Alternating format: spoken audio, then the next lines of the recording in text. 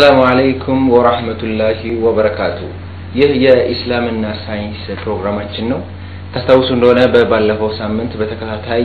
የሰው ልጅን አፈጣጠር በተመለከተ ሳይንስ ምን ይላል ኢስላም ምን ይላል በሚል ርዕሰ ጉዳይ ላይ ሰፊ ዳሰሳ ይዘን ቀርበን መወያየታችን ይታወሳል። በርካታ ነጥቦችን አንስተንም ተወያይተን ነበር። ዛሬም ከዛው የቀጠለ ክፍል ነው ይዘንላችሁ የቀረብነው። የዛሬው ደግሞ አእምሮን በተመለከተና ሌሎች ነገሮችንም በተመለከተ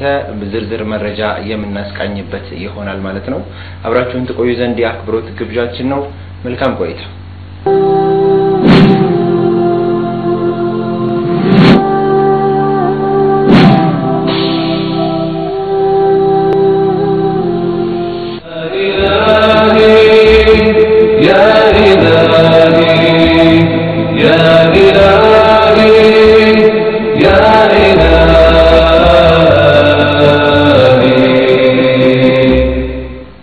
በርዕሳችን ላይ ቀደም ሲል እንደተጠቀምነው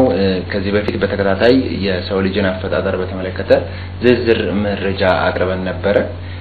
ዛሬ ደግሞ እስኪ ከሰው ልጅ ተአምራዊ አፈጣጠር አንዱ የሆነው የአእምሮአችን ክፍል ነው። አእምሮአችን በርካታ ነገሮችን እንድንሰራ የሚያደርገን አንድ የአእምሮአችን አካል እንደሆነ ያው ግልጽ ነው። እስኪ አእምሮን በተመለከተ ቁርአን ላይ የተጠቀሱ ነገሮች ካሉና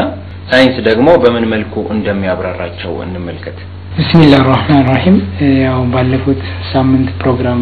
ሳምንታት ፕሮግራሞቻችን እንዳየነው አእምሮ ከአንዱ የሰውነታችን ክፍል አንዱ ሲሆን የሰውነታችንን የሥራ በማቀናጀት የሚሰራ አንደኛው ክፍል እሱ ነው። በበላይነት የሚቆጣጠረው ማለት ነው። እና አላህ Subhanahu Wa Ta'ala ይህንን ክፍል በተመለከተ በቁርአን ላይ ሱረቱል አለቅ 15ኛው አያ ላይ የተወሰነ ነገር ይናገራል። ሱረቱል አለቅ ከዚህ በፊትም አይተናል። ስለ የሰው ልጅ የእድገት ደረጃ ላይ አለቃ ስቴጅ ላይ ወይም ደግሞ አለቃ ደረጃ ላይ በሚደርስበት ጊዜ እዛ ላይ ያለው ሁኔታ አይተናል። እና ሱረቱል አለቅ በሁለት ነው የሚከፈለው። ወደ ነብዩ ሰለላሁ ዐለይሂ ወሰለም በጅብሪል አማካኝነት ሲመጣ የመጀመሪያው ፓርት አለ፣ ከዛ ሁለተኛው ፓርት እና የመጀመሪያው ፓርት ነብዩ ሰለላሁ ዐለይሂ ወሰለም እንዲቀሩ ኢቅራ ቢስሚ ረቢከል ለዚ ኸለቅ እያለ ሲጠይቃቸው ነው ቅራ አንብብ ያለ ሲላቸው ያለው ፓርት ነው። ሁለተኛው ፓርት ላይ ግን አላህ Subhanahu Wa Ta'ala በተለየ ጊዜ ነው ያወረደው። እና ይሄኛው የቁርአን ፓርት የወረደው ሰበበ ንዙል ወይም ምክንያቱን ስንመለከት ነብያችን ሰለላሁ ዐለይሂ ወሰለም ወህይ ከወረደላቸው በኋላ እነዚህ ፈርድ የሚባሉትን ሶላቶች መካ ካዕባ ውስጥ ይሰግዱ ነበር። እና በዛን ጊዜ አቡ ጀህል ደግሞ የዛን ያው እንግዲህ ከመካ ሙሽሪኮች አንደኛው ነበር። ከዛ የቁረይሽ ህዝቦችን ሰበሰበና ምንድነው ያላችሁ? እኔ ምለው አለ መሐመድ ሰለላሁ ዐለይሂ ወሰለም እንደዚህ ፊታችሁ እዚህ ካዕባ ላይ ነው ወይ ግንባሩን እየደፋ የሚሰግደው ምናምን አላቸው ብለው ህዝቡን ሲጠይቃቸው አሁን እንደዚህ ነው የሚሰግደው አሉት ብለው መለሱለት። ከዛ በኋላ ምንድነው ያለው? እኔ በኡዛና በላጥ ይሁንብኝ አለ። የነሱ ከ360 ጣዖታት መካከል ሁለቱ ናቸውና በኡዛና በላጥ ይሁንብኝ ሁለተኛ እንደዚህ ሲሰግድ ባገኘው እዚህ አንገቱን ተረግጬ ፊቱን መሬቱ ጋር ነው እማሾው ብሎ ፎከረ አቡ ጀህል ማለት ነው። ከዛ በኋላ ይሄንን ፎክሮ ከሄደ በኋላ የሆነ ቀን ላይ ነብያችን ሰለላሁ ዐለይሂ ወሰለም ሲሰግዱ እሱ ደረሰ።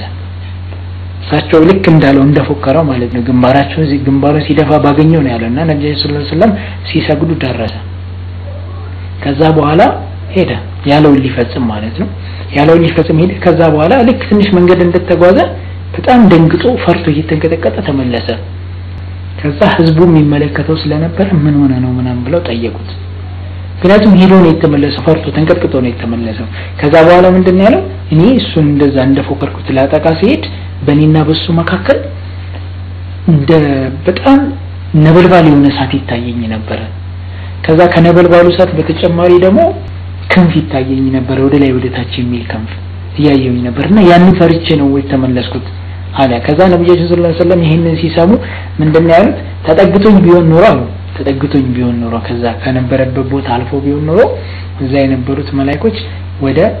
እንትንነት ነበር የሚቀይሩት፣ ወደ ፒስነት ወይም ደግሞ ወደ በትንትን አድርገው ያወጡት ነበር ብለው ነብያችን ሰለላሁ ዐለይሂ ወሰለም ተናገሩ። ከዛ አላህ Subhanahu Wa Ta'ala ሱረቱል አለቅ ላይ እንግዲህ ታሪኩ ይሄ ቁርአን ያወረደበት ምክንያትና ሱረቱል አለቅ 15ኛው አያ ላይ ምንድነው የሚለው? ከላ ለኢለም ينتهي لنصفا بالناس ይላል። የዚህን የአእምሮ ክፍል አላህ Subhanahu Wa Ta'ala ሲገልጸው ናሲያ ብሎ ነው የገለጸው ናሲያ ብሎ ነውና አያርፍም ወይ እንዲያርፋት ነገር እንዲያርፍም ወይ ይሄ ሰውዬ እንደዚህ መፎከሩን አንተ እዛ ከሰገድክ እንደዚህ አንገትህን እንትንላለው ብሎ ለምንድን ነው የማያርፈው የማያርፍ ከሆነ ግንባሩ ላይ እንይዘዋለን ግንባሩ ላይ እንይዘዋለን ካለ በኋላ በሚቀጥለው ላይ ምንድነው ያለው ናሲየቲን ካዚበቲን ኻጢያ ይሄ ውሸታም ወንጀለኛ የሆነ ግንባሩን እንይዘዋለን ብሎ አላህ Subhanahu Wa Ta'ala በዚህ የቁርአን ላይ ይናገራል እስኪ አላህ Subhanahu Wa Ta'ala ግንባሩን እንይዘዋለን ሲል ምን ማለቱ ነው እንደገና ደግሞ ከዚህ ከሰውየው መጥፎ ድርጊት ለማድረግ ከማቀዱ ጋር ያለው ቁርኝት ምንድነው ከአእምሮ ክፍል ውስጥ እንዴት ሊገናኝ ይችላል የሚለውን ለማየት እንሞክር እዚህ ግንባራችን ፊት ለፊት እዚህ ከግንባራችን ውስጥ ያለው የአእምሮአችን ክፍል ፕሪፍሮንታል ኮርቴክስ ይባላል ወይም ደግሞ ፕሪፍሮንታል አሶሲዬሽን ኤሪያ ነው የሚባለው እና አእምሮአችን ውስጥ የተለያዩ ክፍሎች አሉ ከነዚህ ክፍሎች ውስጥ አንደኛው ክፍል ይሄ ነው እና የዚህኛው ክፍል በዘመናዊ መልኩ አሁን በሳይንስ ማለት ነው ስራውን የደረስንበት በ1842 ዓመተ ምህረት ነው በቅርብ ጊዜ ማለት ነው እና የዛን ጊዜ ስራው የታወቀው እንዴት ነበር አንድ የአሜሪካ ባቡር ውስጥ እንትን ሬልዌይ ባቡር የሚሰራ እንትን ሰራተኛ ነበርና በጭንቅላቱ ላይ ብረት መጥቶት አደጋ ይደርስበታል እዚህ ፊቱ ላይ ማለት ነው አደጋ ከደረሰበት በኋላ ምንድነው የሆነው ሰውየው ባህሪው ሙሉ በሙሉ ተቀየረ አሁን ቀጥለን የምናያቸው ባህሪዎቹ ሙሉ በሙሉ ተቀየሩ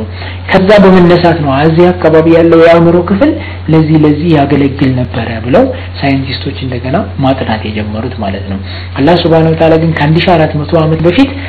ናሲየቲን ካዚበቲን ኻጢያ ያለ የውሸታም ወንጀለኛ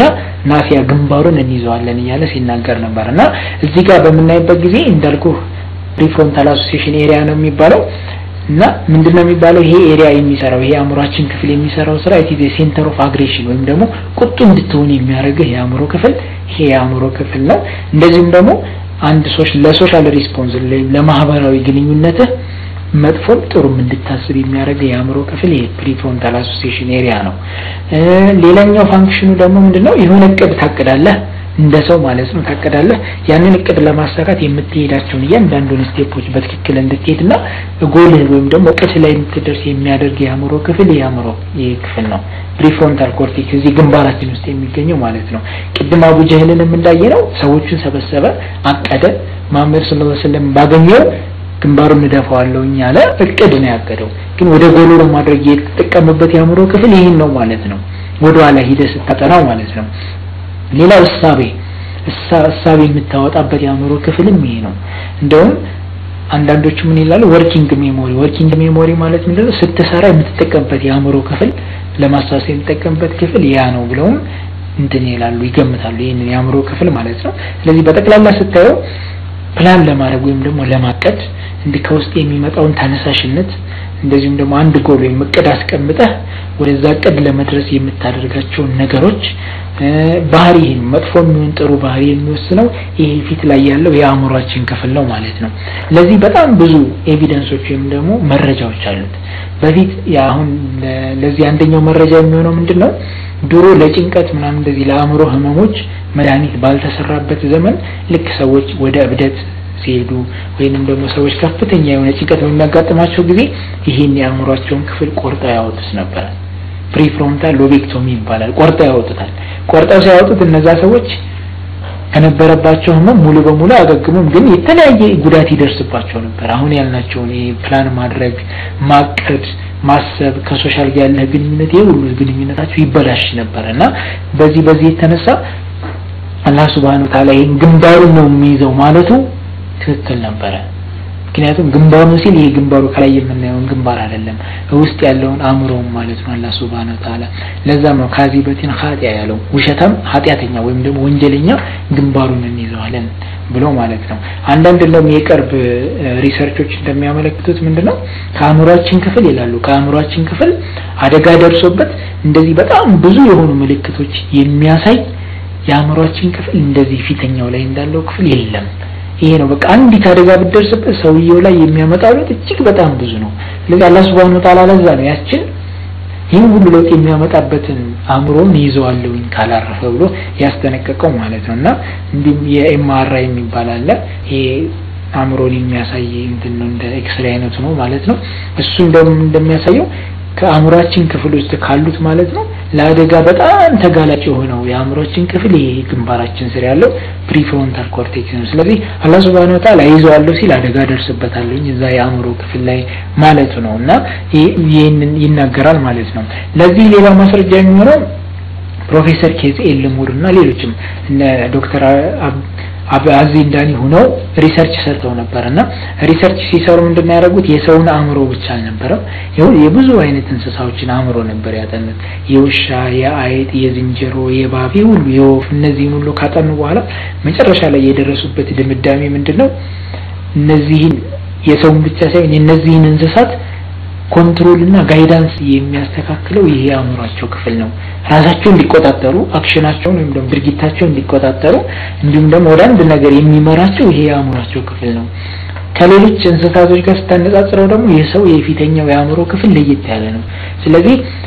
ሰው የሚያደርገው እንደውም የአእምሮ ክፍል ይሄ የፊተኛው የአእምሮ ክፍል ወይም ፕሪፍሮንታል አሶሲዬሽን ኤሪያ ነው ብለው ይናገራሉ ስለዚህ ከአእምሮአችን ክፍል በጣም አስፈላጊ ነው ማለት ነውና አላህ Subhanahu Wa Ta'ala እዚህ ቁርአን ላይ የሚለው ምንድነው ይዟለው ይሄንን ናሲያውን ይዟለው ብሎ ሲናገር ለዚህ ነው ብዙ ጉዳት እንደሚያደርስበት ስለሚያቀና ለሰውየው ብዙ ጥቅም እንዳለውም ስላወቀ ነው አላህ Subhanahu Wa Ta'ala ይሄን ይተናገራል ማለት ነው ከዚህ በተጨማሪ ነብያችን ሰለላሁ ዐለይሂ ወሰለም በሱረቱል ሁድ 56ኛው አያ ላይ አላህ Subhanahu Wa Ta'ala እንዲህ ሲል ያዛቸዋል ኢኒ ተወከልቱ ዐለላሂ ረቢ ወረቢኩም ማ ሚን ዳበቲን ኢላ ሁወ አኺዱን ቢናሲቲሃ ኢነ ረቢ ዐላ ሲራጢን ሙስተቂም ነብያችን ሰለላሁ ዐለይሂ ወሰለም ይሄን እንዲሉ ነው አላህ Subhanahu Wa Ta'ala ያዛቸው በዚህ ቁርአን ላይ ማለት ነው እና ኢኒ ተወከልቱ ዐለላሂ ረቢ ወረቢኩም ይሄንም የእናንተም ጌታ በሆነው አላህ Subhanahu Wa Ta'ala ላይ ተወከላለሁኝ ማሚን ዳበቲን ኢላ ሁወ አኺዙን ቢናሲቲሃ እያንዳንዱ ተንቀሳቃሽ የሆነች አካል ማለት ነው በምድር ላይ ተንቀሳቃሽ የሆነች አካል ናሲያ ወይም የአእምሮ ክፍል በእጁ በሆነችው አምላኬ ይተበቃለሁኝ ወከላለሁ ወይም ደግሞ ተወከላለኝ ያለ ነብያችን ዱዓ እንዲያረጉ ታዛው ነበር ኢነ ረቢ ዐላ ሲራጢን ሙስተቂም አላህ Subhanahu Wa Ta'ala በትክክለኛው መንገድ ላይ ነው ስለዚህ ከዚህ ቁርአን የምንረዳው ምንድነው የሁሉም ማለት ነው እንስሳዎቹ ይሄ ናሲያ የሚባል የፊታቸው የአእምሮ ክፍል ወሳኝ እንደሆነ ነው እና ለተንኮልም እንኳን ሲያስብ ነው የሰለላሁ ዐለይሂ ወሰለም ተወከልቱ ዐለላህ ነው ያሉት እዚህ ጋር አይደለም እኔ ወከላለሁ ወይም ደግሞ ባላህ ተጠበቃለሁ የናሲያ ወይም ለፊታቸው የአእምሮ ክፍል በእጁ በሆነው ጌታ ብለው ነው የተናገሩ ስለዚህ በእጁ የሆነው ጌታ አላህ Subhanahu Wa Ta'ala ስለዚህ የአእምሮ ክፍል ይበለጠ ይነገረብን የቁርአን ነው ማለት ነው እንደዚሁም ደግሞ ነብያችን ሰለላሁ ዐለይሂ ወሰለም የፈረስን ማለት ነው ግንባር እየነካኩ ፈረሶች እዚህ ናሲያቸው ላይ ወይም ደግሞ የቤት እንትናቸው ላይ ጥሩ ነገር አላቸው እስከ የውመል ቂያማ የሚዘልቅ ምናምን ብለው ነብያችን ሰለላሁ ዐለይሂ ወሰለም ተናግሯል ስለዚህ የሰውን ብቻ ሳይሆን እንስሳትም ላይ ይበለጠ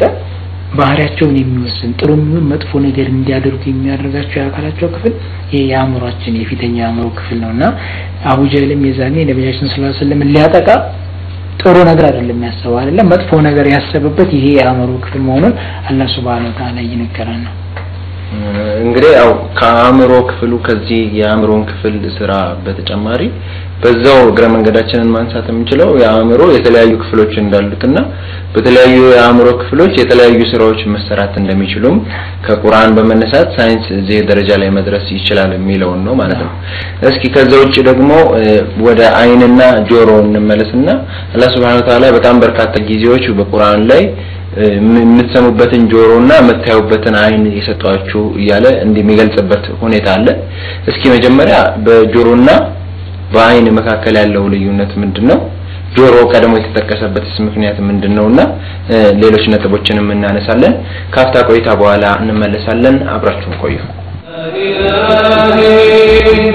ያ ኢላሂ ያ ኢላሂ ያ ኢላሂ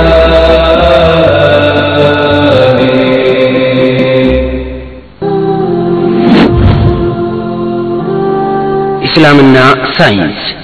በተለያዩ ርዕሰ ጉዳዮች ላይ የሚያጠነጥን ኢስላማዊ ፕሮግራም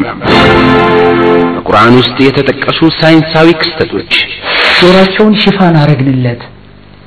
ምንም ነገር እንዳይሰሙ ስለዚህ በጆሮአቸው ገብቶ ድምጽ ማለት ነው ድምጽ ገብቶ እንዳያነቃቸው አላህ Subhanahu Wa Ta'ala በተአምር ይናረጋላቸው ማለት ነው ጆሮአቸውን ሸፈነ እንዳይሰሙ አረጋቸው ሳይንስ ያልደረሰባቸው በሽታዎች እስላማዊ ሐሳቦችና ሳይንሳዊ ማብራሪያዎች ሌላ በብዛት የሚጎዳው የአካላችን ክፍል በአልኮል ምክንያት ጉበታችን ነው እንደውም አልኮሊክ ሊቨር ዲዚዝ ይባላል ሳይንስ ያልደረሰባቸው እውነቶች አናቢ ተይዘው አናድርጉ ይታቸዋል ነጭውን ሲፈልጉ አስጨዋቸው መናገር ሲፈልጉ አናገራቸው ግጥም አድርጎ ነው የሚላቸው የሚሞተው ሰውዬ ቀኑ የደረሰ ሰውዬ በዛው ተቀራለች ቀኑ ያልደረሰው ደግሞ ገና አጀሉ ያልደረሰው ሰው ሩት መለሳለች እስላምና አካባቢያችን አላህ Subhanahu Wa Ta'ala እንዴት እንደምናገር ወላ ተፍሲሉ في الارض ምድር ኦልሬዲ አምሯ ተስተካክሏ በጥሩ ሁኔታ አምጥቷልና ምድር አታበላሽ እስላምና የአካል ብቃት እንቅስቃሴ አንድ ጉልበትህንም ያለ ጊዜው ጨርሷል ሁለተኛ ደግሞ ራስህን ታጠፋል ጊዜውን በጣም መጠቀም በምትችልበት እድሜ ሳትጠቀም ታልፋል እና ሌሎች በርካታ ርዕሶች የሚዳሰሱበት ድንቅ እስላማዊ ፕሮግራም እስላምና ሳይንስ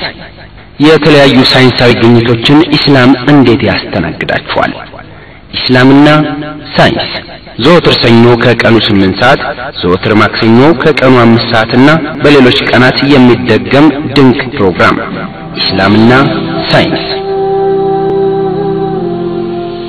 እስኪ እንግዲህ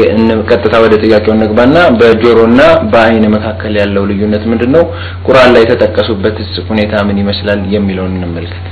ኦኬ እንግዲህ አላህ Subhanahu Wa Ta'ala በጣም ብዙ ነገር በእኛ ላይ ያለልን ተቆጥረን አንጨርሰው ከነዚህ መካከል አንደኛው ጆሮአችንና አይናችን ነው ዛሬ ካሜራዬ ዘመናዊ ያመጣው ካሜራ ሁሉ የሚሰራው አይኔ ተፈጥሯዊ አይኔ የሚሰራውን ምስል ለማስመሰል ነው አሁን ለምሳሌ 3D 4D አሁን 7D ድረስ ደርሷል ያ ተፈጥሯዊ አይኔ የሚሰራውን ምስል ለማስመሰል ነው አላህ Subhanahu Wa Ta'ala ግን በተፈጥሮ ይሄንን አካል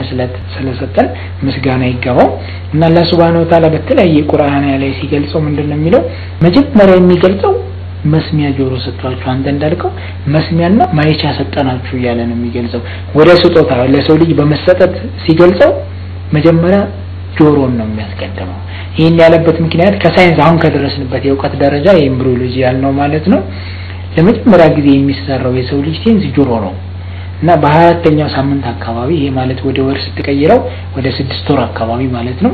ጀምሮ የሰው ልጅ ጆሮ ይሰራል የሰው ልጅ ጆሮ ከተሰራ በኋላ ጽንሱ እንግዲህ መስማት ይጀምራል ማለት ነው ለዚህ ነው ነብያችን ሰለላሁ ዐለይሂ ወሰለም አንድ ሴት እርጉዝ ከሆነች ቁርአን መስማት አለበት ምክንያቱም ልጁም ቁርአን ይሰማል ማለት ነው ይሄም በቀጥታም ባይሆን በተዘዋዋሪ መንገድ ነብያችን ሰለላሁ ዐለይሂ ወሰለም ተናግሯል አላህ Subhanahu Wa Ta'ala በተለያዩ ቁርአኖች ላይ ተናግሯል መጀመሪያ መስማትን እንደፈጠረ ማለት ነው ከዛ በ28ኛው ሳምንት አካባቢ በ7ኛ ወር አካባቢ ማለት ነው ጆሮ ይሰራል ስለዚህ ቢያንስ የአንድ ወር ልዩነት አላቸው ማለት ነው ጆሮና አይን ከመሰራታቸው በፊት ማለት ነውና እዚህ ጋር እንትን ሰርተው ነበር ሪሰርች ወይም ደግሞ ሙከራ ሰርተው ነበር እና ምንድነው ሙከራ ያደረጉት ሁለት ያረገዙ ሴቶችን አቀረቡ ከዛ አንደኛዋ ታይፕ እንድትመታ የታይፕ ራይተር አለ እሱን እርጉዙና እንድትመታ አደረጉ ሌላኛውን ደግሞ ታይፕ ጭራሽ እንዳትሰማ ሁሉ አደረጉ ከዛ ሁለቱ ከወለዱ በኋላ የተወለዱት ልጆች ፊት አቀረቡና ያንን ታይፕ መምታት ጀመሩ ያኛው እናቱ እርጉዙና ታይፕ ስትመታ የነበረው ምንም መደንገጥ ምንም አይነት ስሜት አላሳየም ያኛው ግን እናቱ ታይፕ በርግዝናዋ ጊዜ ታይፕ አይታ የማታውቀው ሴትዮ ሰምታም የማታውቀው ሴትዮ ልጁ ታይፕ ሲመታ ቀቀቀቀ የሚለው ድምጽ ሲሰማ በረገገ እና ማልቀስ ጀመረ ይሄ ማለት ሲተረጎም ምንድነው እናቱ ውስጥ ያለ ይሄኛው ታይፕ ራይተሩ ድምጹን ሰምቶታል ድምጹን ሲሰማው ነበር ስለዚህ ከተወለደም በኋላ አዲስ ነገር አልሆነበትም ማለት ነው ያኛው ልጅ ግን አዲስ ነገር ስለሆነበት ነው ያለቀሰውና በዚህ ያረጋግጦታል አላህ Subhanahu Wa Ta'ala በተለያዩ የቁርአን አያዎች ላይ እንዳልኩ የመስማትና የማየትን ሲገልጸው መጀመሪያ መስማት ነው መስሚያ እና እያለ ነው ማይቻ እያለ የሚገልጸው ማለት ነውና ለምሳሌ ሱረቱ ሰጀዳ ላይ በ9ኛው ቁጥር ላይ ምንድነው የሚለው ወጀአለ ለኩም السماء والابصار والافئدة ወጀአለ ለኩም السماء መስሚያን ጆሮ ሰጠናችሁ ወልአብሷረ ማየቻንም አደረግንላችሁ ወልአፊዳ ደግሞ አንደርስታንድ የምታረጉበት የምትረዱበት አእምሮን ወይም ልብን ሰጠናችሁ እያለ አላህ Subhanahu Wa Ta'ala ይገልጻል ማለት ነው እንደዚሁም በሱረቱል ሙእሚኒን 78ኛ ቁጥር ላይ አላህ Subhanahu Wa Ta'ala وهو الذي أنشأ لكم السماء والأبصار እንደዚሁ እያለ ይገልጻል አላህ Subhanahu Wa Ta'ala እኮ ነው ለእናንተ መስሚያንና ማየቻን የሰጣችሁ ወልአፊደተ እንደዚሁም ደግሞ ማገናዘቢያንም የሰጣችሁ ቀሊል ማተሽኩሩን ትንሽ እንጂ አታመሰግኑም እናንተ ይሄ በጣም ትልቅ ስጦታ ነው ግን እናንተ የምታመሰግኑት እጅግ በጣም በትንሹ ነው እያለ አላህ Subhanahu Wa Ta'ala ይነግረናል ማለት ነውና ሁሉንም የቁርአን አያዎች ብታይ ስለመስማትና ስለማየት የሚገልጹትን የቁርአን አያዎች ሁሉም በዚህ ኦርደር ነው የሚሄዱት መጀመሪያ መስሚያ ነው ከዛ ማየቻ ነው አንድ የቁርአን አያ ግን አለ አንድ የቁርአን አያ ሱረቱ ሰጀዳ 12ኛው አያ ላይ መጀመሪያ መስማት ማየት የመጣበት የቁርአን አያ አለ ከዚህ የቁርአን አያ ውጭ ያሉት በሙሉ መጀመሪያ መስማት ነው የሚቀድመው እና አላህ Subhanahu Wa Ta'ala እዚህ ጋር ወለው ተራ ኢዲል ሙጅሪሙና ናኪሱ رؤوسهم عند ربهم ربنا أبصرنا وسمعنا فرجعنا تعمل صالحا إنا موقنون ብሎ እዚህ የቁርአን ላይ ሲገልጽ ምንድነው ያለው ربنا أبصرنا وسمعنا ጌታችን ወይ አየን ሰማን ብለው ነው የሚገልጹትና እዚህ ጋር አላህ Subhanahu Wa Ta'ala ጆሮና አይንን ሲናገር ስለመሰጠት ስለስጦታ አይደለም እያወራ ያለው እዚህ ጋር ሲናገር ምንድነው የውመል ቂያማ እነዛ ሙጅሪሞች ወይም ደግሞ አላህን የካዱ ሰዎች የውመል ቂያማ ጌታቸው ፊት ሲቀርቡ ራሳቸውን ዝቅ አድርገው ጌታቸው ፊት በሚቀርቡበት ጊዜ ምንድነው የሚሉት ረበና አብሲርና ወሰሚዕና ፈርጅና ተአመል ሷሊሃን ኢና ሙቂኑን አሁን አየን መጀመሪያ የሚያዩት ነው የውመል ቂያማ ስለሆነ ያንን እንዳለ ሁኔታው ማለት አስፈሪ ሁኔታ ነው የሚያዩት ስለዚህ አየንም ሰማንም እና አሁን አምነናል ወደ ዱንያ መለሰንና ጥቂት ጥሩ ስራ ሰርተን እንመለስ ብለው አላህ Subhanahu Wa Ta'ala የሚማጸኑበት የቁርአን ላይ ብቻ ነው አላህ Subhanahu Wa Ta'ala ማየትን ከመስሚያ አስቀድሞ ያመጣው እሱም ከመስጠት ጋር ስለማይያዝ ነው ከመስጠት ጋር ግን ሰጠናችሁ እንደዚህ መስሚያ ማየቻ አደረግንላችሁ ሲል አላህ Subhanahu Wa Ta'ala አንደኛው የቁርአን አያት ላይ መስሚያን ማየቻን ከመስሚያ አስቀድሞ አላስቀመጠምና በዚህ አንፃር ስናየው እንደዚህ ነው ማለት ነው ስለዚህ አላህ Subhanahu Wa Ta'ala በትክክል ነው ኦርደሩን ያስቀመጠው በትክክልና በሚያምር ቋንቋ የጆሮአችንና የአይናችንን አፈታተር ይነግረናል ማለት ነው ከዚህ ጋር በተያያዘ ዶክተር ልናነሳው የምንችለው ነገር ምንድነው ጆሮን በተመለከተ ስናወራ ከዚህ በፊትም በሰራነው ፕሮግራም ሱረቱል ካህፍ ላይ የነበረውን ነገር ማንሳት እንችላለን ጆሮ ለበርካታ ነገሮች እንደሚጠቅመን ስንተኛ ጆሮአችን መዘጋቱን ምን ሰማው ነገር ካለ ከእንቅልፋችን ለመነሳት ወሳኝ እንደሆነ እነዚህ ነገሮች አንስተናል አላህ Subhanahu Wa Ta'ala ጆሮን አስቀድሞ የሚያነሳበትም ሁኔታም እንዳለ ተመልክተናል ስለዚህ ጆሮና አይንን ስንመለከት መጀመሪያ የጆሮ መፈጠርም እንደሚቀድመው ሁሉ ብዙ ነገሮችን በጆሮአችን የምንሰማቸው ነገሮች ናቸው ያሉት ብዙ ነገሮችንም ገይብያ የሚባለውን አላየንም እኛ ረሱል ሰለላሁ ዐለይሂ ወሰለም አሁን ለምሳሌ አላየንም ሰምተናል እሳቸው እንደነበሩ ምን አይነት ህይወት እንደነበራቸው ሰምተንም አምነን ነው እየኖርን ያለነው ግን በአይናችን አላየንም ስለዚህ መስማታችን ከአይናችን ይቀድማል የሚለውን ያሲዛል ማለት ነው እስኪ አሁን ደግሞ ወደ ቆዳ እንመለስና የሰውነታችን አንድ አካል ነው ቆዳ በቆዳችን ላይ ያሉ ነገሮችን እንመልከት ቁርአን ላይ ስለ ቆዳ የተጠቀሱ ነገሮች ምን ናቸው ቆዳን በተመለከተ በቁርአን የተጠቀሱትን ነገሮች ሳይንስ እንዴት ያብራራቸዋል የሚለውን እንመልከት ኦኬ እንግዲህ ስለ ቆዳ ስናነሳ አላህ Subhanahu Wa Ta'ala ስለ ቆዳ ቁርአን ላይ ሁለት ነገሮችን ማየት እንችላለን ያነሳቸው ማለት ነው አንደኛ የህመም የሚቀበሉ ወይም ደግሞ ፔን ሪሴፕተር የምንላቸው ቆዳችን ላይ እንዳሉ ወይም ደግሞ ህመም እንዲሰማን የሚያደርጉ ቆዳችን ላይ ፔን ሪሴፕተር የሚባሉ አካላት እንዳሉ ያስገነዝበናል ሌላኛው ደግሞ ስለ ጣት አሻራ ማንሳት እንችላለን እንግዲህ ለመግቢያ ያህል ቆዳችን ከሰውነት አካላችን ማለት ነው ትልቁ ኦርጋን የሚባለው እሱ ነው እስከ 4 ኪሎ ሊሆን ይችላል አንድ ሰው ቆዳ እንደዚሁም ይሄኛውን የ4 ኪሎ ማለት ነው ከጠቅላላ የሰውነት ክብደታችን 15% የሚሆነውን ይሸፍናል እንደዚሁም ስፋቱን በመናይበት ጊዜ 2 ሜትር ስኩዌር ሊሆን ይችላል የአንድ ሰው ቆዳ ማለት ነው ቢዘረጋ ማለት ነው እና ቤዚካሊ ቆዳ ሁለት ሽፋኖች ነው ያሉት የላይኛው ሽፋን ከላይ የምናየው ማለት ነው ኤፒደርሚስ የምንለው ነው ከዚህ ውስጥ ደግሞ ከዚህ በታች ደርሚስ የምንለው እና ሰብኩታኒስ ቲሹ የምንላቸው ሌሎች ሽፋኖች እንዳሉት ማየት ይቻላል ማለት ነው እንግዲህ የቆዳ ጥቅም ብዙ ነው አላህ Subhanahu Wa Ta'ala ሲሰጠን እያንዳንዱን አካል ለተግባር ነው ቆዳ ያው እንደምናቀው ሁሉም ሰው እንደሚረዳው የማንነታችን መገለጫ ነው አንድ ሰው በቆዳው ቀለም ይለያል ጥቁር አበሻ ፈረንጅ አረብ እንደዚህ እየተባለ በቆዳችን ቀለም መለያችን ነው ያንደኛው ነው ሁለተኛው ጠቀሜታው ደግሞ ከዚህ በዘለለ ማለት ነው ከውበት በዘለለ ቴርሞሬጉሌሽን እንላለን በእኛ አጠራር የሰውነታችንን የሙቀት መጠን የማመጣጠን ስራ ይሰራል ለምሳሌ አንድ ሰው በጣም ሞቃት ከሆነ ውስጡ ከሞቀ ወይም ደግሞ ኤንቫይሮንመንቱ ሞቃት ከሆነ ያለበዋል ሲያለበው በቆዳው አማካኝነት ከሰውነቱ ሙቀት እየወጣ ነው ማለት ነው ስለዚህ የሰውነት የውስጥ ያለውን የሰውነት ቴምፕሬቸር ሜንቴን አድርጎ ወይም ደግሞ ባለበት ጠብቆ እንዲቆይ ያደርግልናል ማለት ነው ከዚህ በተጨማሪም ፕሮቴክሽን ይሰጠናል ቆዳችን እንደ መከላከያነት ይጠቅመናል ማለት ነው ፀሐይ ወደ ሰውነታችን ዘልቆ እንዳይገባ ያደርጋል እንደዚሁም የተለያዩ ኬሚካሎች ቢፈሱብን እንኳን መጀመሪያ የሚያገኙት ቆዳችንን ነው እንደ መከላከያ ያገለግላል እንደዚሁም ደግሞ ኢሚዩኒቲ ነው የሚባለው ቆዳ በተፈጥሮ የሚገኝ የመከላከያ አቅም ይሄ ኢሚዩን ሲስተማችን በተፈጥሮ የሚገኘው እንደዛም ይቆጠራል ከነዚህ በተጨማሪ እንደ ሆርሞን የማመንጨት ስራም ይሰራል ለምሳሌ በብዛት የሚታወቀው ቫይታሚን ዲ የሚባል ቆዳችን ላይ አለ የፀሐይ ብርሃንን በመጠቀም ቫይታሚን ዲ የሚባለውን ሆርሞን ያመነጫል ይሄ ቫይታሚን ዲ የሚባለው ሆርሞን እጅግ በጣም አስፈላጊ ነው በተለይ ደግሞ ለህፃናት በታዳጊ ህፃናት አጥንታቸው እንዲጠነክርና ሌሎች ጥቅሞችንም ይሰጣል ስለዚህ ለዛ ከፍተኛ አስተዋጽኦ ያበረክታል አላህ Subhanahu Wa Ta'ala ስለ ፔን ሪሴፕተሮች ወይም ደግሞ ህመምን እንድንሰማ የሚያደርጉንን ክፍሎች በቆዳ ላይ እንዳሉ በቁርአን ላይ በሱረቱ ኒሳ በ56ኛው ቁጥር ላይ ይነግረናል እንግዲህ አንድ ሰው እነዚህ የቆዳ ሪሴፕተሮች ወይም ደግሞ የፔን ሪሴፕተሮች ከሌሉት ህመምን መስማት አይችልም ማለት ነው ህመምን መገንዘብ አይችልም ለምሳሌ አንድ ሰው እሳት ላይ እጁን ቢያስቀምጥ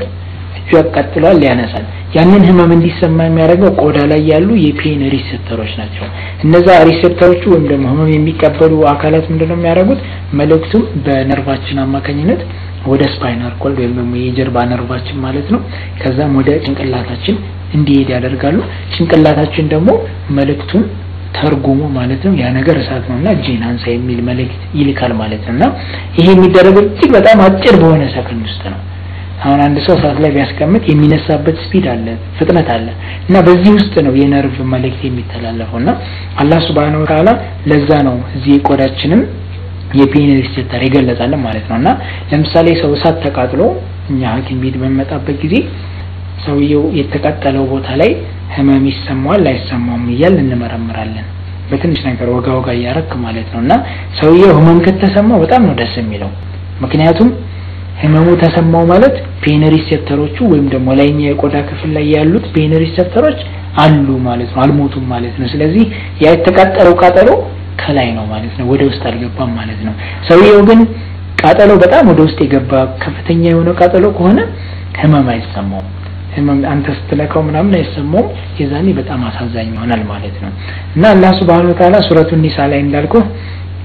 በ56ኛው ቁጥር ላይ ምንድን ነው የሚለው ኢነል ለዚነ ከፈሩ ቢአያቲና ሰውፈ ኑስሊሂም ናራ ይላል እነዛ በምልክቶቻችን ላይ ያስተባበሉ ሰዎችን ባሳማሚ እሳት ቅጣት እንቀጣቸዋለን ይላል አላህ Subhanahu Wa Ta'ala ኩለማ ነዲጀ ጁሉዱሁም በደልናሁም ጁሉደን غيرها አንዱ ቆዳችሁ ተቃጥሎ ሲያልቅ ሌላ አዲስ ቆዳ እንተካላቸዋለን ይሄን የምናደርገው ለምንድን ነው አለ ለየዱቁል አዛብ ቅጣቱ አሳማሚነቱ እንዲገባቸው ነው ስለዚህ አሁን ቅድም ካወራው ጋር ማያያዝ ትችላለህ አንድ ሰው ከተቃጠለ በጣም ዲፕ ከሆነ ወደ ውስጥ ከገባ ቃጠሎ እና እነዚህ ፔን ሪሴፕተሮችን ካነሳው ህመም አይሰማውም ስለዚህ እዛ አካባቢ ብታቃጥለው ህመም አይሰማውም ሱፐርፊሻል ከሆነ ወይም ደግሞ ሌላ ቆዳ አንተ ተከለጠፍክለት ግን እንደገና በተቃጠለው ህመሙን ይሰማዋል ስለዚህ አላህ Subhanahu Wa Ta'ala የሚያልኛል ይሄ ነው አንዱ ቆዳ ሲያልቅ ሌላ ቆዳ እንተካላቸዋለን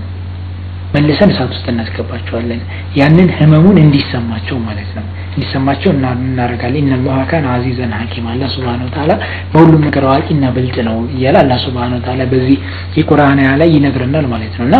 ይሄን በተመለከተ ታይላንድ ውስጥ ቺያንግ ማይ የሚባል ዩኒቨርሲቲ ነበርና እዛ ዩኒቨርሲቲ የአናቶሚ ዲፓርትመንት ሄድ የሆኑ በዚህ በፔን ሪሴፕተር ላይ በጣም ከፍተኛ ጥናት የሚሰሩ ፕሮፌሰር ታጋታ ታጀሳን የሚባሉ ሰውዬ ነበሩና ለብዙ አመት ነው እንግዲህ በፔን ሪሰፕተር ላይ ጥናት ያደረጉት ህመምን የሚቀበል ቆዳችን ክፍል ማለት ነው ከዛ ይሄ ነገር እኮ ቁርአን ላይ አለ እንደዚህ በሚል ተብሎ ይሄ ቁርአን ተነበበላቸው ከዛ ከተነበበላቸው ምንድነው ያሉት በአደባባይ ነው የሰለሙት ላ ኢላሀ ኢላላህ መሐመድ ረሱላህ ነው ያሉት ወዲያው ማለት ነውና ይሄን ያህል ስለ ፔን ሪሰፕተር ወይም ደግሞ ቆዳችን ላይ ስላሉ የህመም የመቀበያ እንትኖች አላህ Subhanahu Wa Ta'ala ይናገራል ከዚህ ከቆዳ ጋር የተያዘ ሌላው ነገር የአሻራ ነው የአሻራ ጉዳይ ነው እንግዲህ አሻራ የሚፈጠረው እንዴት ነው እንዳልኩ ቆዳ ሁለት ክፍል ነው ያለው የታችኛው ደርሚስ እና ኤፒደርሚስ የሚባል ክፍል አለ ሁለቱ የሚገናኙበት ቦታ የሚፈጥረው ከርቭ ወይም ደግሞ ጥምዝምዞች ነው አሻራ የምንለው እና እያንዳንዱ ሰው የየራሱ አሻራ ነው ያለው ማንንም ሰው ቢሆን ከማንንም ሰው ጋር የሚመሳሰል አሻራ የለውም ኢቭን አይደንቲካል ትዊን ማለት ነው አይደንቲካል ትዊን ማለት ባለፈው ስናወራ እንቁላሉ የሴቷን የወንዱ የዘር ፍሬ እንቁላሏን ፈርቲላይዝ ካረጋት በኋላ ለሁለት ይከፈላል አንዳንዴ ግን ምን ይሆናል መሰለህ ሁለት እንቁላል ሊወጣ ይችላል በዛን ጊዜ መንታ ሊፈጠር ይችላል አንዳንዴ ግን ፈርቲላይዜሽን ከተካሄደ በኋላ ዛይጎቱ እንቁላሏ ለሁለት ትከፈላለች ገና ሳይደረግ ማለት ነው እንቁላሏ ለሁለት ትከፈል ሁለት እንቁላል ሄዶ እነዛን ነገሮች እንትን ይላቸዋል ፈርቲላይዝ ያደርጋልና በዛ ጊዜ የሚፈጠሩት ትዊኖች ወይም ደግሞ መንትያዎች አንድ አይነት ናቸው ወይም ደግሞ አይደንቲካል ትዊን እንላቸዋለን እና በምንም ነገር አይለያዩ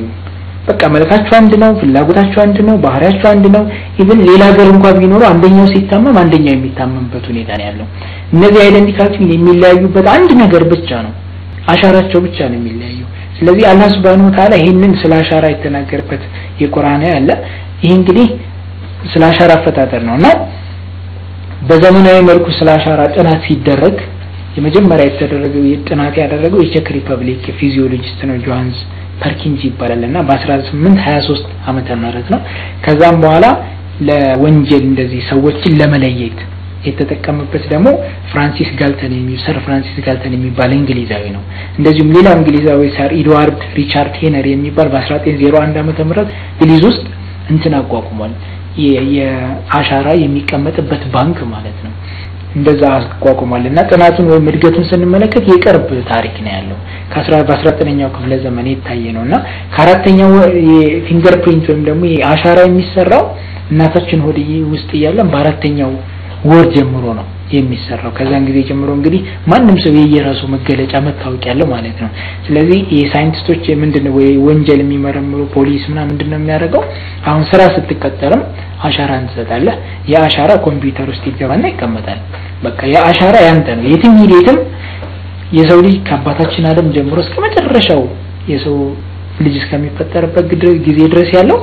አሻራ ሁሉም ለየብቻ ስለሆነ የየራሱ ስለሆነ ነው ያቺ አሻራ የምትቀመጠው ማለት ነው ስለዚህ አንድ ወንጀል በሚሰራበት ጊዜ ሰውየው አሻራው ይፈልጋል አሻራው ከተገኘ ከዛ አንድ አይነት ከሆነ እዛ ከተቀመጠው ጋር ከዛ ያንተ መሆኑ ይታወቃል ማለት ነው ምክንያቱም ያንተን አሻራ ካንተ ውጭ ማንም ሊይዘው ስለማይችል ማለት ነው እና ይሄንን በተመለከተ አላህ Subhanahu Wa Ta'ala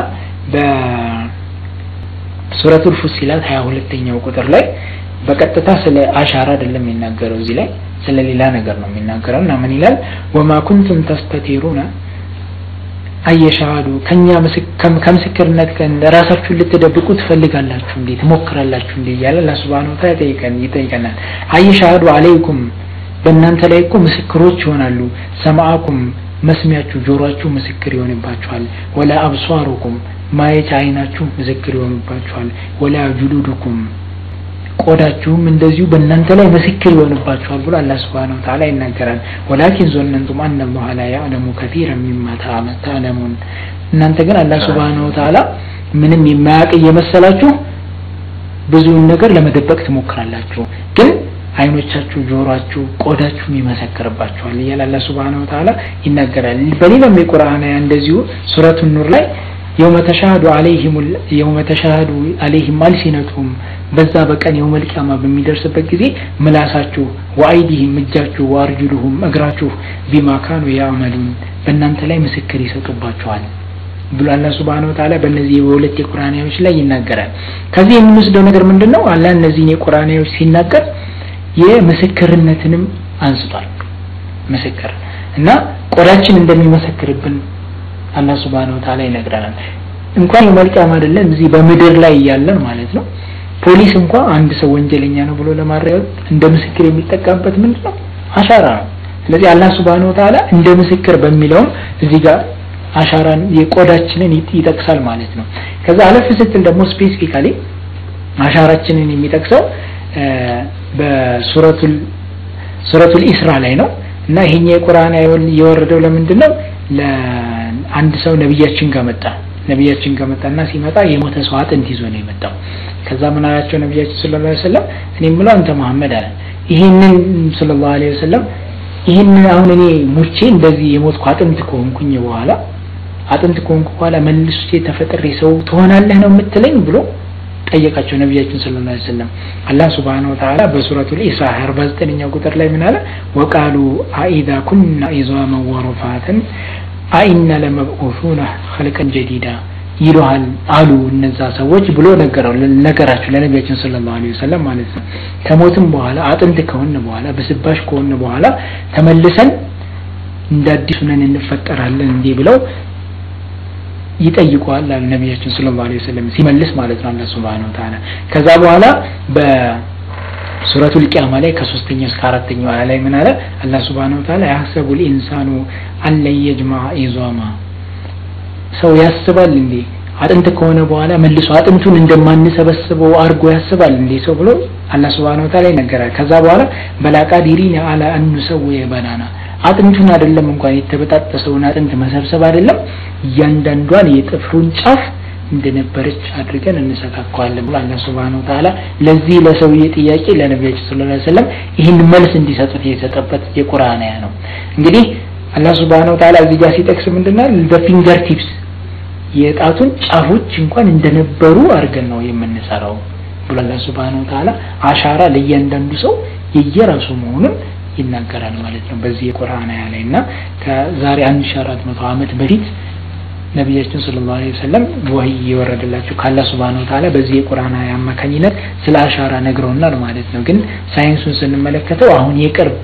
እድገት ነው የ19ኛው መቶ ክፍለ ዘመን እድገት ነው ስለ አሻራ ያለን እንት ማለት ነው በዚህም አልহামዱሊላህ እኛ ዲናችን ከሳይንስ እጅግ በብዙ አመታት በብዙ ዘመናት የላቀ እንደሆነ ማየት እንችላለን ማለት ነው እንግዲህ ዶክተር እጅግ በጣም አስገራሚ ነገሮችን ነው ያያየነው ለእያንዳንዱ ሰው የተለያየ አሻራ እንዳለው ለእያንዳንዱ ሰው በተለያየ መጠን የተሰጠው የማሰብ ችሎታ በተለያየ የሰውነት አካላት እንዳሉት ተመልክተናል ይሄን ሁሉ እንግዲህ ያደረገው አላህ Subhanahu Wa Ta'ala መሆኑንም ተመልክተናል በበርካታ የቁርአን አንቀጾች የተጠቀሱ ቁርአናዊ አስተምህሮች ወይም ቁርአን ያብራራቸው ነገሮችም በሳይንስ ሲታዩ በትክክል እንደውም ሳይንስ ከሚያብራራው በተሻለ መልኩ እንደተብራሩም ተመልክተናል እስኪ አሁን ደግሞ ወደ የውልደት እንመለስና የሰው ልጅን አላህ Subhanahu Wa Ta'ala በማህፀን ውስጥ እንደዚህ እንዲረገዝ አድርጎ ከዛ በኋላ ደግሞ እንዲወለድ ህይወቱ እንዲመራ ያደረገበት ሁኔታ ነው ያለው አሁን ደግሞ ሳይንስ ምንድነው ያደረገው ይሄንን ውስጥ ማህፀን ውስጥ ይደረግ የነበረውን የጽንስ ሂደት ከማህፀን ውጭ አድርገው በቲዩብ ያደረጉ እንዲወለድ የሚያደርጉ የሳይንስ ሂደቶች እንዳሉ ነው እየተደረሰ ያለው አሁን ማለት ነው እነዚህ ነገሮች ከኢስላም አንፃር እንዴት ይታያሉ እንዴትስ ነው የሚከናወኑት የሚለውን ካፍታ ቆይታ በኋላ ተመልሰን እንመለከታለን አብራችሁን ቆዩ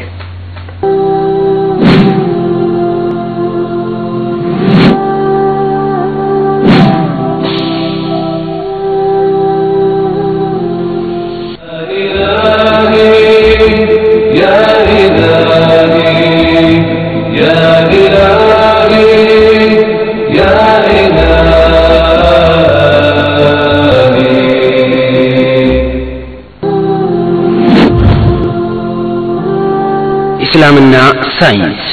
በተለያዩ ርዕሰ ጉዳዮች ላይ የሚያጠነጥን ኢስላማዊ ፕሮግራም በቁርአን ውስጥ የተጠቀሱ ሳይንሳዊ ክስተቶች ጆሮአቸውን ሽፋን አረግንለት ምንም ነገር እንዳይሰሙ ስለዚህ በጆሮአቸው ገብቶ ድምጽ ማለት ነው ድምጽ ገብቶ እንዳያነቃቸው አላህ Subhanahu Wa Ta'ala በተአምር ይናረጋላቸው ማለት ነው ጆሮአቸውን ሸፈነ እንዳይሰሙ አረጋቸው ሳይንስ ያልደረሰባቸው በሽታዎች እስላማዊ ሳቢዎችና ሳይንሳዊ ማብራሪያዎች ሌላ በብዛት የሚጎዳው የአካላችን ክፍል በአልኮል ምክንያት ጉበታችን ነው እንደውም አልኮሊክ ሊቨር ዲዚዝ ይባላል። ሳይንስ ያልደረሰባቸው እውነቶች አንዳንድ ተኝተው ጫና አድርጎ ይታቸዋል። መጮህን ሲፈልጉ አያስጨዋቸውም። መናገር ሲፈልጉ አናገራቸው ግጥም አድርጎ ነው የሚላቸው። የሚሞተው ሰውዬ ቀኑ የደረሰ ሰውዬ በዛው ትቀራለች። ቀኑ ያልደረሰው ደግሞ ገና አጀሉ ያልደረሰው ሰው ሮት መለሳለች። እስላምና አካባቢያችን አላህ Subhanahu Wa Ta'ala እንዴት እንደምናገር ወላ ተፍሲሩ ፍልአርድ ምድር ኦልሬዲ አምሯል ተስተካክሏል በጥሩ ሁኔታ አምጥቷልና ምድር አታበላሽ። እስላምና የአካል ብቃት እንቅስቃሴ አንድ ጉልበትህንም ያለ ጊዜው ጨርሷል። ሁለተኛ ደግሞ ራስህን ታጠፋል። ጊዜው በጣም መጠቀም በምትችልበት እድሜ ሳትጠቀም ታልፋል። እና ሌሎች በርካታ ርዕሶች የሚዳሰሱበት ድንቅ እስላማዊ ፕሮግራም እስላምና ሳይንስ። የተለያዩ ሳይንሳዊ ግኝቶችን እስላም እንዴት ያስተናግዳቸዋል? እስላምና ሳይንስ ዘወትር ሰኞ ከቀኑ 8 ሰዓት፣ ዘወትር ማክሰኞ ከቀኑ 5 ሰዓትና በሌሎች ቀናት የሚደገም ድንቅ ፕሮግራም እስላምና ሳይንስ። እስኪ እንግዲህ ዶክተር በቀጥታ ወደ ጥያቄው እንግባና ይሄንን ከማህፀን ውጪ የሚደረግን የወሊድ ሂደት ወይም ደግሞ የጽንስ ሂደት ኢስላም እንዴት ያየዋል? ከዛ በፊት ደግሞ ምንድነው ራሱ ይሄንን እንዴት ነው የሚደረገው የሚለውን እንመልከት። የዚህ ከማህፀን ውጪ የሚደረግ በአርቲፊሻል በሰው ሰራሽ መልክ የሚደረግ ልጅን የመውለድ ሂደት ኢንቪትሮ ፈርቲላይዜሽን ይባላል ወይም ደግሞ IVF እንለዋለን ባጭር አጠራር። ኢንቪትሮ ፈርቲላይዜሽን ወይም ደግሞ ከማህፀን ውጭ እርግዝና መፍጠር ማለት ነውና ይሄኛው የሚደረገው ምንድነው ከእናት እንቁላል ይወሰዳል፣ ከአባትም የወንድ ዘር ይወሰዳል። ከዛ ሁለቱም ቴስት ቲዩብ ወይም ደግሞ ቤተ ሙከራ ውስጥ እንዲገናኙ ይደረጋል። እዛ የእናት ፋሎፒያን ቲዩብ ወይም ቲዩብ ውስጥ እንቁላሉና ስፐርሙ የሚገናኙበትን ሂደት ማለት ነው ላቦራቶሪ ውስጥ ያደርጋሉ። ላቦራቶሪ ውስጥ ካገናኙ በኋላ ጽንሱ ሲፈጠር ያንኛውን ጽንስ መልሰው እናት ማህፀን ውስጥ የሚከቱበት ሂደት ነው ይሄኛው ኢንቪትሮ ፈርቲላይዜሽን የምንለው። እንግዲህ ያው ዘመኑ እየጨመረ በቴክኖሎጂ እድገቱ እየጨመረ ሲመጣ ብዙ ነገሮች አብረው ይመጣሉ። ይሄኛው አንደኛው የዛ ውጤት ነው እና የቅርብ ጊዜ ቴክኖሎጂ ነው። ግን ሰክሰስ ሬት ወይም ደግሞ ስኬታማ የመሆን እንትኑ ስቲል ትንሽ ነው። ከ30 እስከ 40% ነው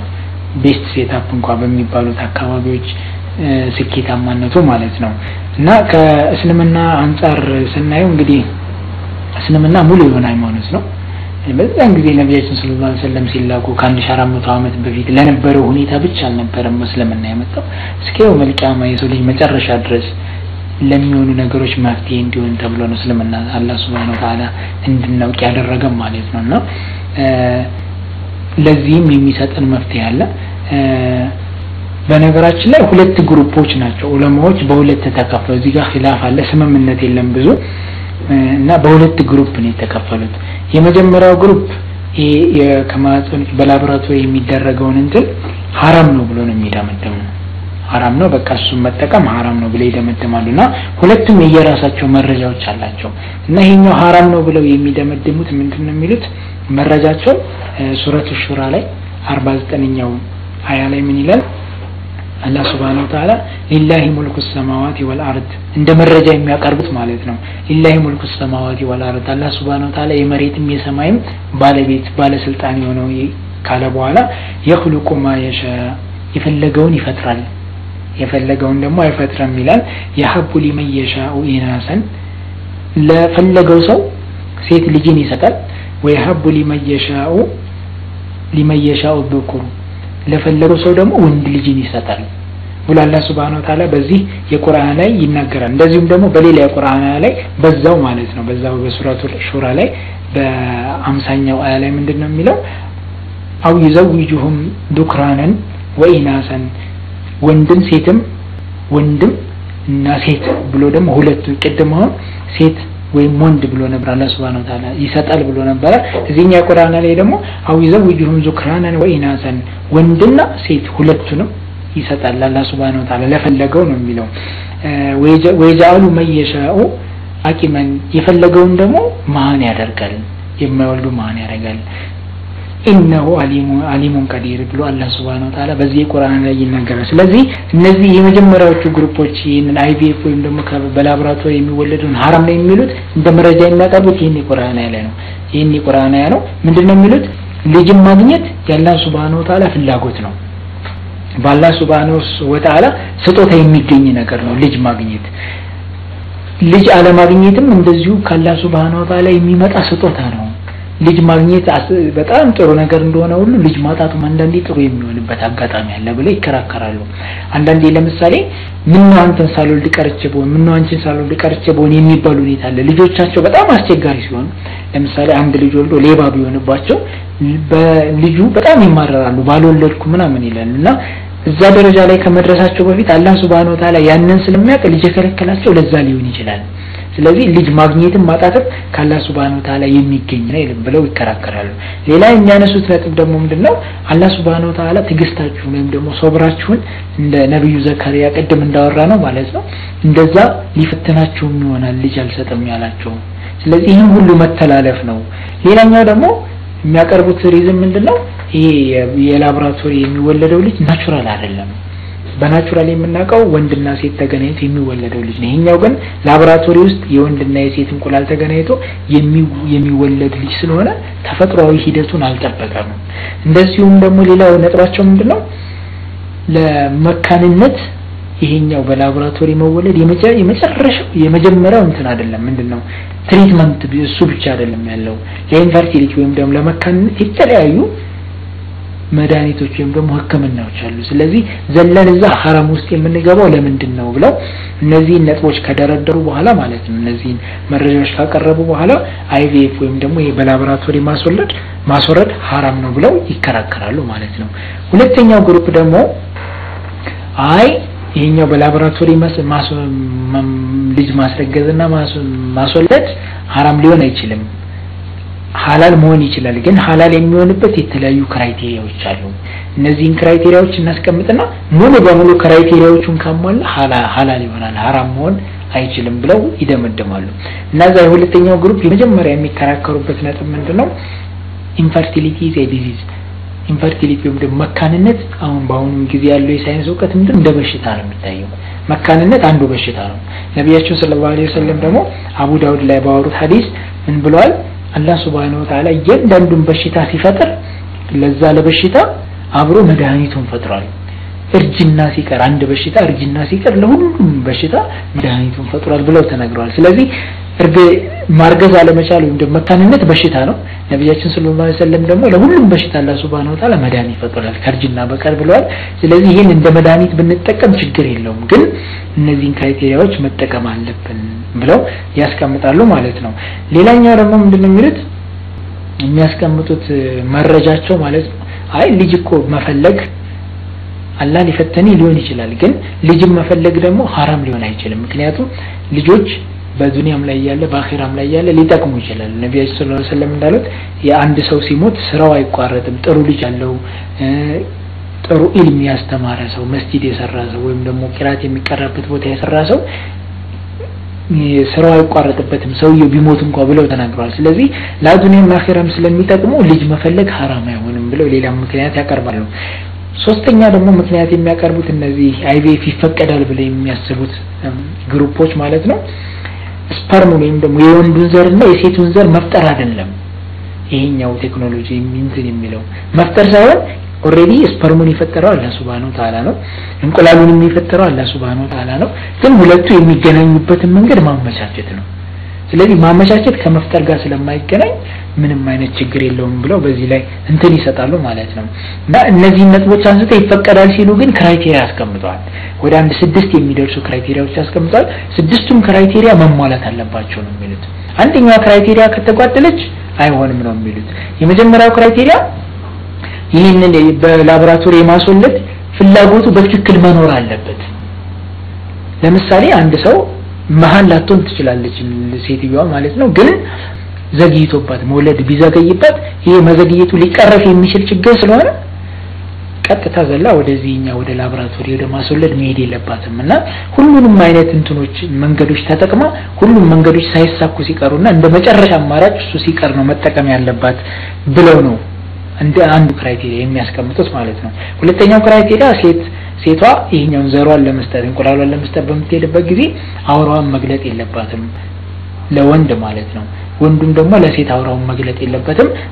ማረግ ያለባቸው ምንድነው ሐላል በሆነ መልኩ ሴቶቹ ሴት አለበት ቦታ ላይ ሴቶች ናቸው ሊያዋቸው የሚገባ ሰውነታቸውን ሲገልጡ እንቁላሉን ሊወስዱ ማለት ነው ሲገልጡ ወንድ ማድረግ የለበትም ብለው ሁለተኛ ክራይቴሪያ ያስቀምጣሉ ሶስተኛው ክራይቴሪያ የሚያስቀምጡት እንቁላሉ ከሴቷና ከወንዱ ሲወሰድ ከሴቷ እንዳልቆ ኦቫሪ ከሚባል የአካሏ ክፍል ነው በመርፌ የሚወሰደው ከወንዱ ግን ስፐርሙን ይዞ እንዲመጣ ነው የሚደረገው እና ይዞ እንዲመጣ ሲደረግ ራሱን በማማለል እንዲያወጣ ማድረግ አይፈቀድም ማድረግ ያለበት ምንድነው በተፈጥሯዊ መንገድ ከባለቤቱ ጋር ግንኙነት አድርጎ ከዛ በኋላ ቱቦ ላይ አፍስሶ ይዞ መምጣት አለበት ብለው ለሶስተኛ ክራይቴሪያ ያስቀምጣሉ አራተኛ ክራይቴሪያ የሚያስቀምጡት ይሄ ከናቲው ጋር የተወሰደው እንቁላል ከባልዩ የተወሰደው የወንድ ዘር መቀመጥ የለበትም ለሚቀጥለው ለሌላ ጊዜ ማለት ነው እና ውጭ ሀገራውን ስፐርም ባንክ የሚባል አለ ባንክ አላቸው ያስቀምጣሉ አንተ ሄደህ ያንተ ስፐርም ባይኖር እንኳን ከዛ መውሰድ ትችላለህ እንደዛ ነው የሚሉት ያ ነገር መሆን የለበትም ለሚቀጥለው ይስ ተብሎ ጥቅም ተብሎ መቀመጥ የለበትም ይሄዳል ሰውየው ለራሱ ጥቅም ብቻ ከተጠቀመ በኋላ መመለስ አለበት የተረፈው መደፋት አለበት መቀመጥ የለበትም የሴቷም እንደዚሁ ብለው አራተኛ እንትን ክራይቴሪያ ያስቀምጣሉ አምስተኛ ቅድመ ሁኔታ የሚያስቀምጡት ምንድነው አውጭ ሀገር የሚደረገው ለምሳሌ ሴትዮዋ እንቁላሉን የሰጠችው ማርገዝ ካልፈለገች ልጁን 9 ወር መሸከም ካልፈለገች እንቁላሉን ብቻ ትሰጣለች ባልየው የዘር ፍሬውን ይሰጣል ልጁ ጽንሱ ከተፈጠረ በኋላ ሌላ እናት ይከራዩና ሴሮጌት ማዘር ይባላሉ በብር ተስማምተው ተከራይተው ያቺ 9 ወር እንድትሸከም ያደርጋሉ እንደዛ አይነት ሁኔታ መኖር የለበትም ስፐርም አንደኛ የወንዱ ዘር መምጣት ያለበት ከባልዩ ነው ከሐላል ባሏ ነው መምጣት ያለበት እንቁላሉም ከሐላል ሚስቱ ነው መምጣት ያለበት ልጁንም የምትሸከመው የሐላል ሚስቱ መሆን ያለበት እንጂ እንደዚህ በብር የተከራየችው መሆን የለበትም ይሄኛው ነገር አሁንም አውሮፓውያን ላይ በጣም ችግር እየፈጠረ ያለ ነገር ነው ምክንያቱም ልጁ እንዳልኩ እንቁላሉና እንትኑ ከእናትና ከአባቱ ነው የመጣው ግን ተሸክማ ያሳደገችው ሌላ ነች እና ልጁ ሲወለድ የባለቤትነት ጥያቄ እየመጣ ነው እንቁላሉን የሰጡት ናቸው ወይስ ደግሞ ለተሸክም ያሳደጉት የሚል ነገር ማለት ነው እንደዛ አይነቱ ሁኔታ ለመከላከል ይሄኛው ክራይቴሪያ መሆን አለበት ስለዚህ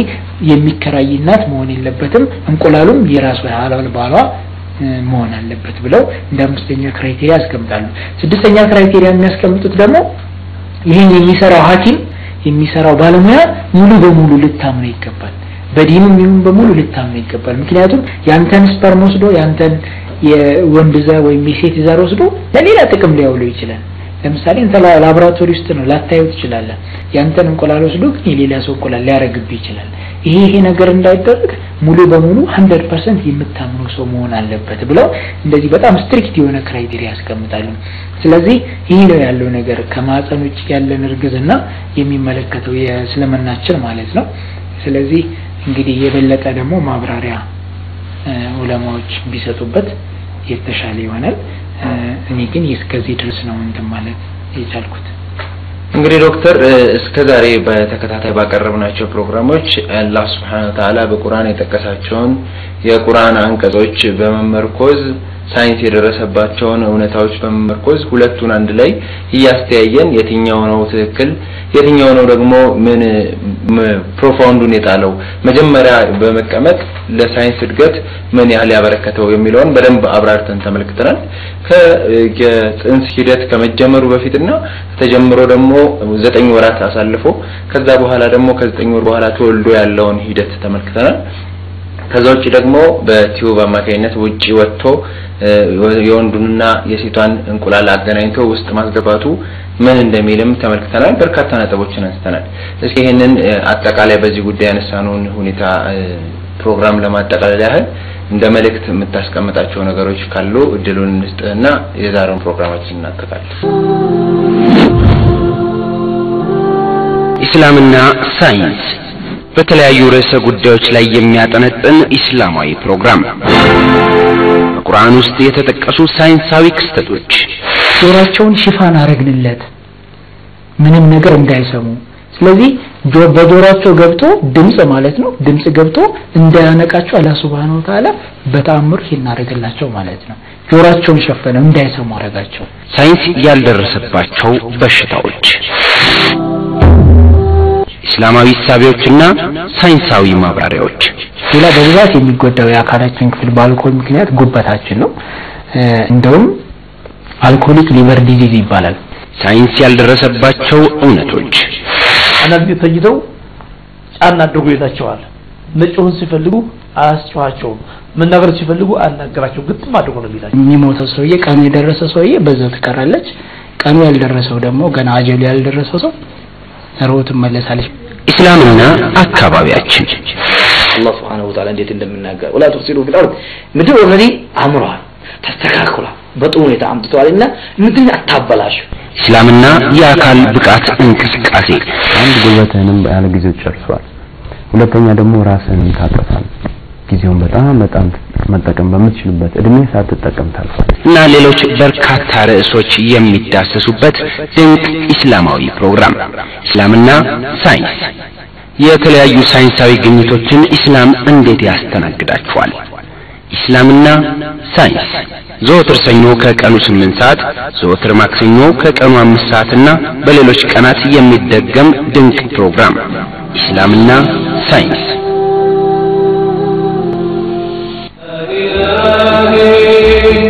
يا إلهي يا إلهي يا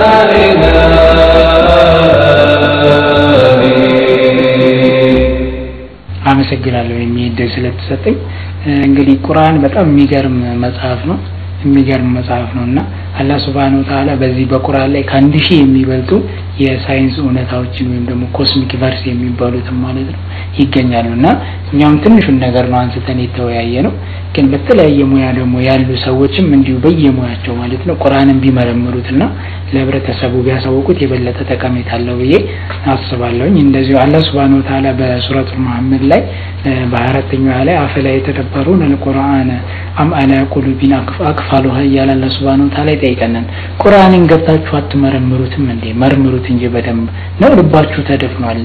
ልባችሁ ካልተደፈነ ቁርአንን በደንብ ተመረምሩት ብዙ መልእክት ታገኙበታላችሁ እያለ አላህ Subhanahu Wa Ta'ala ይነግረናልና በተለያየ ዘርፍ የተሰማራን ባለሙያ ካለን ቁርአንን መመርመር አለብን፣ ለህብረተሰቡ ማሳወቅ አለብን። ለዛም አላህ Subhanahu Wa Ta'ala ሱረቱል ፉሲላት ላይ ሰኑሪሂም አያቲና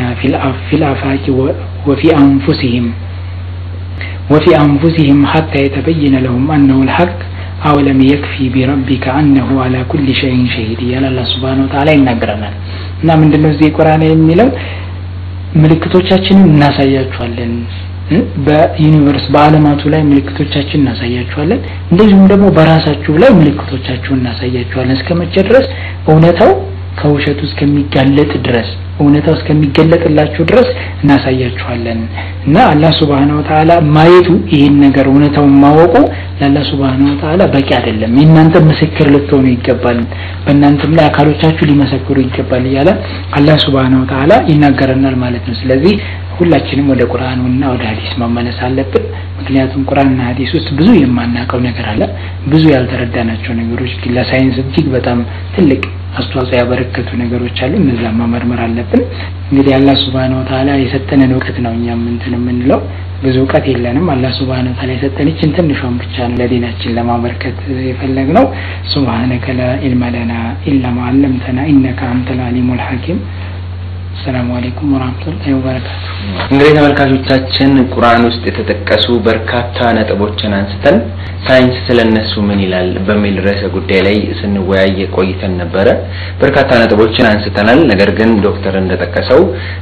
ያነሳናቸው የተወሰኑትን ነው ሺህ የሚደርሱ እንዳሉ፣ ነገር ግን እኛ በጣም በጥቂቱ እንዳነሳን ነው የተናገረው ዶክተርም። አዎ በርካታ በሌላ ዘርፎች ያለንም ሰዎች ካለን ቁርአንን እንመርምርና ይሄንኑ የመሰለ ሌሎች በርካታ ፕሮግራሞችን